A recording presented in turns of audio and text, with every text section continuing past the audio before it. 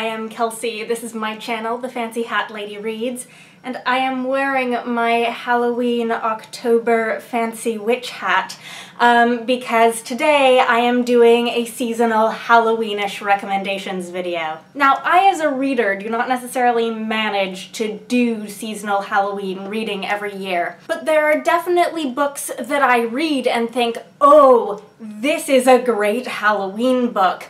So this is for me to recommend things that I have read at all times of the year, that if you happen to be looking for something to pick up for your end-of-the-month Halloweenish TBR, you might have some time left to get your hands on these. Specifically, what I'm going to be recommending today is creepy, slightly spooky fantasy novels that are not necessarily outright horror. I myself am not a horror reader. I get very, freaked out and squeamish about a lot of things that people tend to associate with the Halloween season.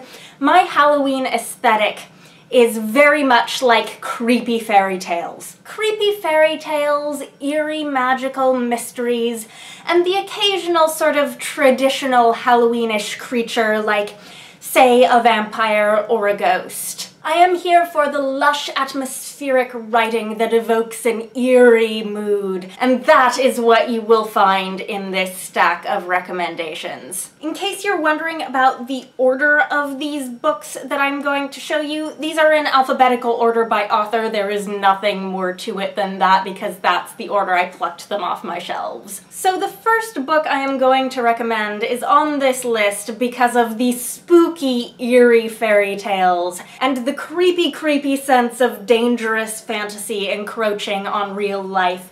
And that is The Hazel Wood by Melissa Albert, which was a young adult debut that was released at the beginning of this year. This is about a girl named Alice who has finally settled down with her mother in New York City after spending a childhood on the move, and what happens when the world of her grandmother's creepy fairy tales comes to claim her. And it had to be on this list for all of the instances of vivid, dark, disturbing fairy tale imagery. Next, I want to recommend two more YA books, both by Frances Hardinge. First, The Lie Tree, and second, A Skinful of Shadows. Now, of these two, I would say it's A Skinful of Shadows that has more explicitly Halloweenish content. This is a historical fantasy set during the English Civil War that is about a girl named Makepeace who becomes possessed by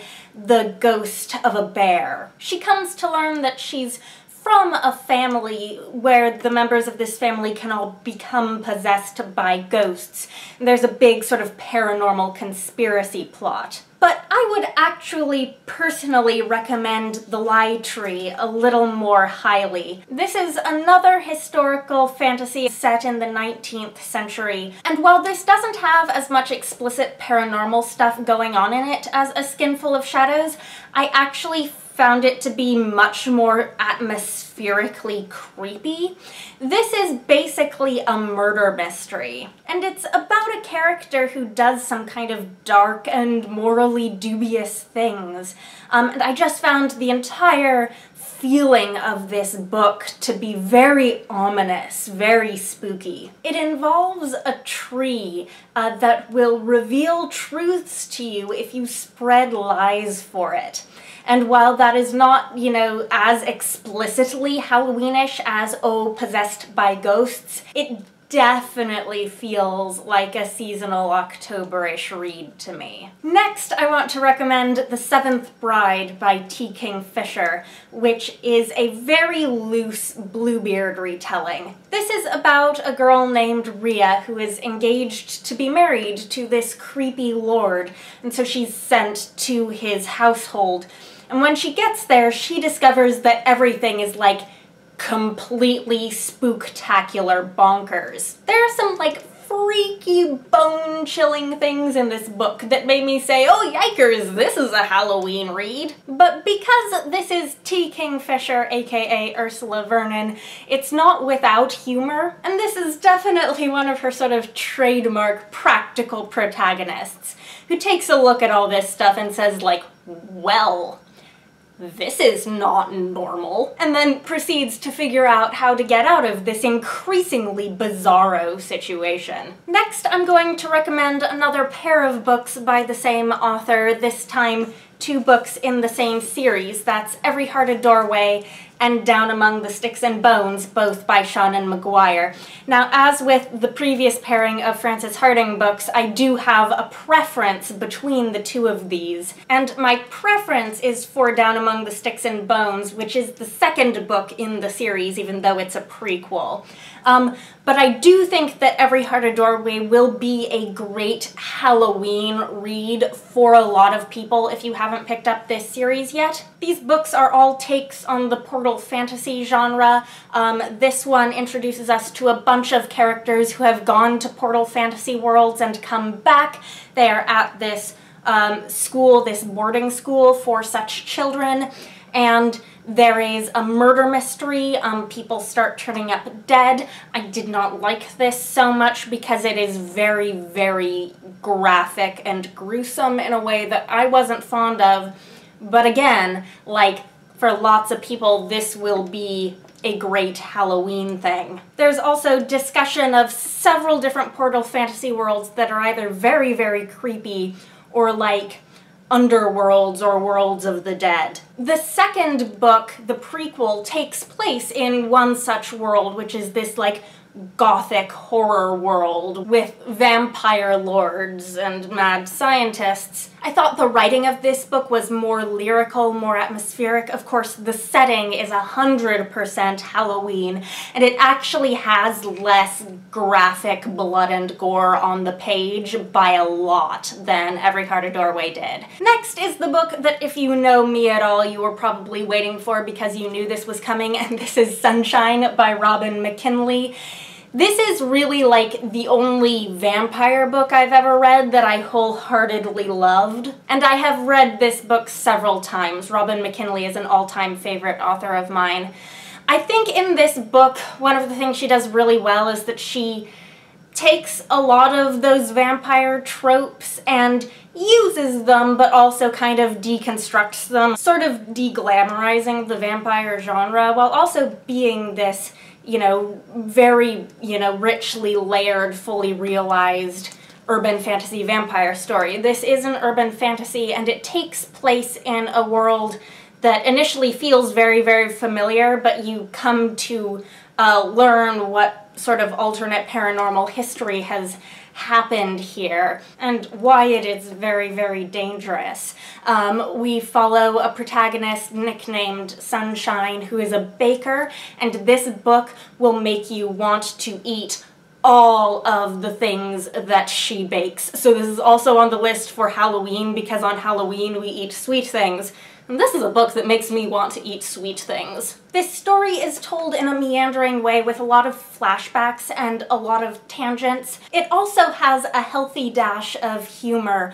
I think if you enjoy the narrative tone of Sunshine, you will also probably enjoy Ursula Vernon's T. Kingfisher stuff, and vice versa. These are both authors who do like practical protagonists in bizarro situations remarkably well. And these in particular feel like a very good pairing of books to me, where I feel pretty confident, like, if you like this, try this. Next is the only graphic novel format thing on this list, and that's a manga series. I want to recommend The Girl from the Other Side by Nagabe, of which I have read the first 3 volumes. There is a 4th out, but I haven't gotten my hands on it yet. This is a very slow, atmospheric story about a creepy, creepy world where the humans live in fear and terror on the so-called inside, and the outside is populated by monsters who are called the Outsiders, who are cursed and can spread their curse with a touch. And this story starts out by introducing us to a little girl named Shiva, who is living a seemingly charming domestic life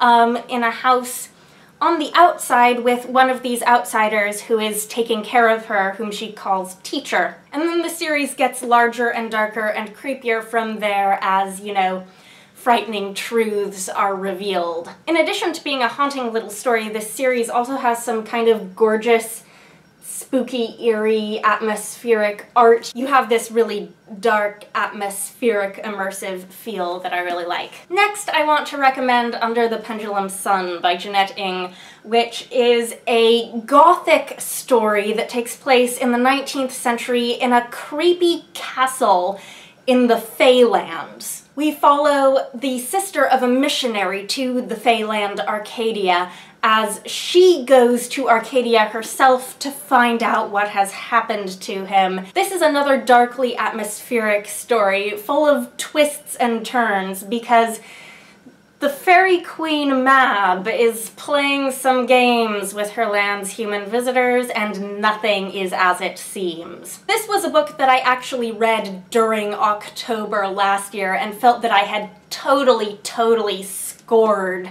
with something that was so perfect for the Halloween holiday. And then the last book I have on this list is the only one of these that I don't actually own a physical copy of. This is A Feast of Sorrows by Angela Slater, which is a short story collection, most of these being very fairy tale influenced. A lot of these stories have creepy settings, dark, creepy premises, morally ambiguous characters, and again, writing that is just so evocative that everything feels dangerous. So if you like adult fairy tales and you are looking for a creepy collection for the Halloween holiday, this is the one that I would point you towards. So this is what I've got for today's recommendations video. Hopefully this will not be the only Halloween themed video content I get up on my channel this year. I would like to pull out the witch hat 1 or 2 more times by the end of the month. But definitely let me know if you've read any of these books, or if you want to, let me know what you think. Let me know if you have any spooky, creepy, atmospheric fantasy recommendations for me. Not too much blood, not too much gore. Anyhow, I hope you're having a nice day. That is all. Bye for now.